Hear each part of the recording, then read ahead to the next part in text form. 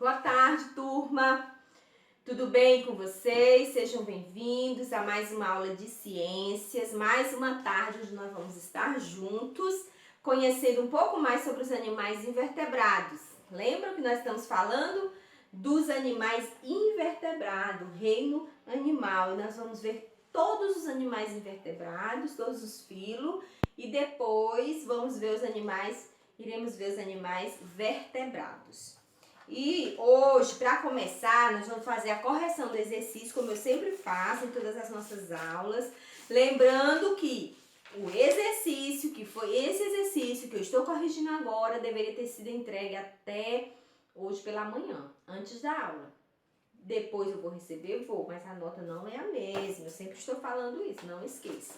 Então vamos lá. Abram na página 240, rapidinho, para a gente não perder tempo.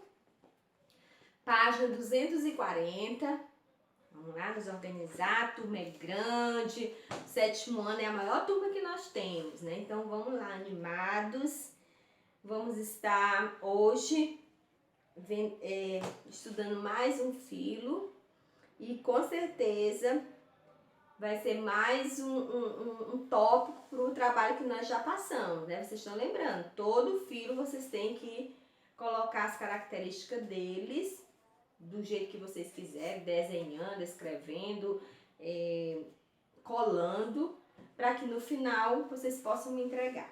Vamos lá.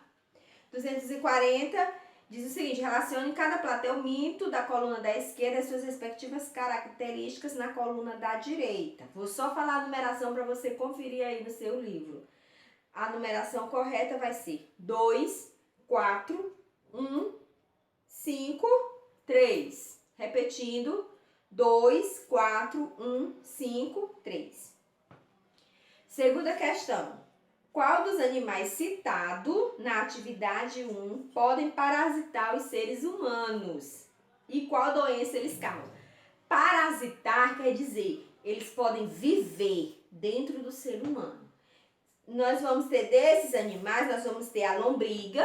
A lombriga ela vai causar a doença chamada de ascaridíase. Nós vamos ter o ancilóstomo, que vai causar a doença chamada ancilostomose. A tênia, que vai causar a teníase. E o esquistossomos, que vai causar a esquistossomose. Certo? Terceira questão. Observe o gráfico. Observando o gráfico, o que ocorre com a quantidade de mortes por esquistossomose neste período? Olhando esse gráfico, nós vamos observar que houve uma redução, uma diminuição na quantidade de mortes entre 1980 a 2000. Só que em 2010 acontece novamente um aumento, né, de morte por esquistossomose. Na letra B, em 1984, a Organização Mundial de Saúde recomendou que houvesse um tratamento em massa da população que apresentasse o esquistossomo. Você acha que essa medida pode ter auxiliado no combate à mortalidade? Sim, gente, porque quando se trabalha com o tratamento, recuperando aquele que está doente, ele não vai mais transmitir. Se ele não transmite, reduz também a quantidade. Ok? Aí, na quarta questão, a sequência é 1 equivale a D, 2 equivale a A, 3 equivale a B, de bola, e 4 equivale a C. Novamente, 1 você corresponde a D de dado, 2 a A, 3 a B de bola e 4 a C de casa. Página 242, na quinta questão, pede para você desembaralhar as letras e formar a palavra. E a palavra é cisticercose. Cisticercose. Letra B, você vai completar com as duas palavras que você vai colocar nesses dois traços. No primeiro traço é definitivo e no segundo intermediário. Na C, pede para justificar a resposta da B. Bem, Na teníase, o ser humano é hospedeiro definitivo, porque nele se desenvolve o parasita adulto, que se reproduz sexuadamente. Já na cisticercose, o ser humano possui a larva do parasita. Na letra D, qual a principal diferença entre contaminação do ser humano na teníase e na doença citada no item A? Vamos lá. É pela ingestão de carne de porco contaminada, né? Ingestão de carne mal cozida, crua e que foi contaminada. E no segundo, que é a cisticercose, é através da ingestão dos ovos do parasita, que podem estar na fruta, podem estar na água, podem estar em algum tipo de alimento. E a pessoa vai ingerir esses ovos do parasita, ok? Gente, na 243 eu não passei, mas vocês podem tentar fazer aí. Mas não passei para vocês. Bem, agora, gente, nós vamos falar do novo filo. Qual é o filo que nós vamos falar? É o filo dos anelídeos, ok? Anelídeos. E que filo é esse? Ainda é dos invertebrados. Esse filo é um filo que apresenta algumas características que é bem diferente, né, dos outros que nós estudamos. Ele é um pouco mais complexo. Nós vamos percebendo que à medida que nós vamos estudando outros animais, dentro do reino animal, eles vão se tornando um pouco mais complexos. E os anelídeos, eles têm a seguinte característica: eles têm um corpo mole, eles são formados por anéis, daí o nome anelídeo, então todo o corpo deles são formados por vários anéis. Eles vivem em solos úmidos, podem também ser encontrados nos mares, rios e lagos.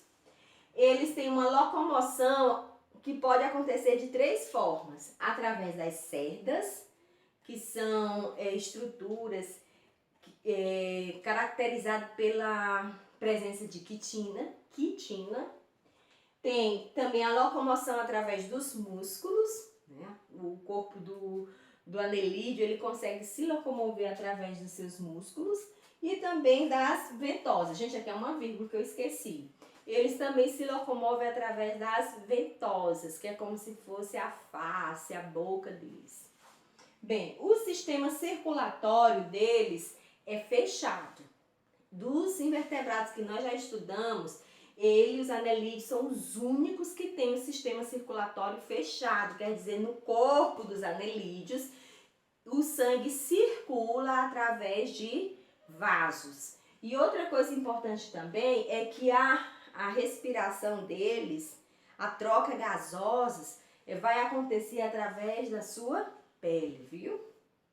Bem, os anelídeos, eles são classificados em 3 tipos. Todos os anelídeos, existem muitos, né?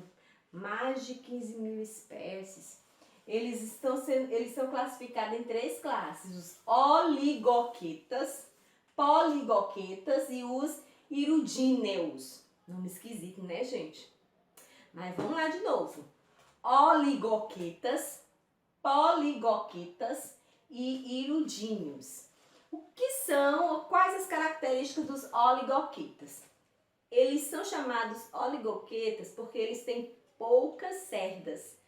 Gente, as cerdas é como se fossem pequenas perninhas, patinhas, que eles têm em cada anel. Então, no caso dos oligoquetas, poucas, eles têm poucas cerdas. Então, eles vão ter poucas patas entre os seus anéis. Um exemplo que nós vamos ter são as minhocas. As minhocas são representantes dos oligoquetas. Os poligoquetas, olha o nome, poli fala de muitos, então quer dizer que eles têm muitas cerdas. Então a característica deles é a presença de muitas cerdas em cada anel. E o exemplo que nós temos é o Nereis sp. Esses animais, os poligoquetas, eles são praticamente, o habitat deles é marinho. Alguns vivem em água doce, mas praticamente a maioria vivem no mar. Os hirudíneos, eles são caracterizados por possuir pouquíssimas cerdas e na maioria eles nem cerdas não têm, poucas ou nenhuma cerda. E o exemplo que nós temos aqui é a sanguessuga. Alguém aí já viu uma sanguessuga? Gente, quando ela trisca no seu braço, na sua pele, ela gruda e ela suga o sangue da pessoa. Só que antigamente, né, antes do desenvolvimento da ciência, muitos cientistas, muitos pesquisadores usavam a sanguessuga no tratamento médico. Vocês sabiam disso? Lá no livro, depois vocês podem dar uma olhada, na página 248, nós vamos ter um texto falando sanguessuga na medicina. A sanguessuga, ela suga o sangue. Então, o que eles faziam? Quando alguém tinha um tumor, aquele pus, um tumor grande, eles colocavam a sanguessuga em cima daquele tumor e ela sugava tudo aquilo que era ruim. E assim aliviava a dor daquela pessoa, né? Interessante, gente. Viu como o ser humano é muito inteligente? Então, como é a reprodução desses animais? Pode ser sexuada e alguns são assexuadas. No caso das minhocas, as minhocas elas são hermafroditas. Vocês sabem o que é um animal hermafrodita? Lembra? Eu já falei. O hermafrodita é aquele que vai ter os dois gametas. Ele tanto tem gameta feminino como ele tem gameta masculino. E aqui no livro, eu quero que vocês abram aí na página 249, vai mostrar mais ou menos como acontece a reprodução das minhocas, que são hermafroditas. Então, o que vai acontecer? Aqui na imagem 1 vai dizer que as duas minhocas, elas vão se ligar, elas vão se emparelhar exatamente nos seus poros genitais. E quando elas se emparelharem no poro genital, elas vão trocar os gametas. Uma vai lançar gameta na outra e a outra na outra, né? Entendeu, gente? Uma coloca o gameta masculino que ela tem na minhoca do lado. E a minhoca do lado pega o gameta masculino e lança na outra minhoca. Elas vão só trocar os gametas. E assim vai acontecer a sua reprodução, certo? Depois que acontece essa troca, em seguida vai ser produzido um casulo, como vocês podem ver aí na figura. Esse casulo, né, ele vai conservar os óvulos que vão se desenvolvendo nesse casulo e aí depois de algum tempo esses ovos vão ser lançados fora e assim surgem novas minhocas, ok?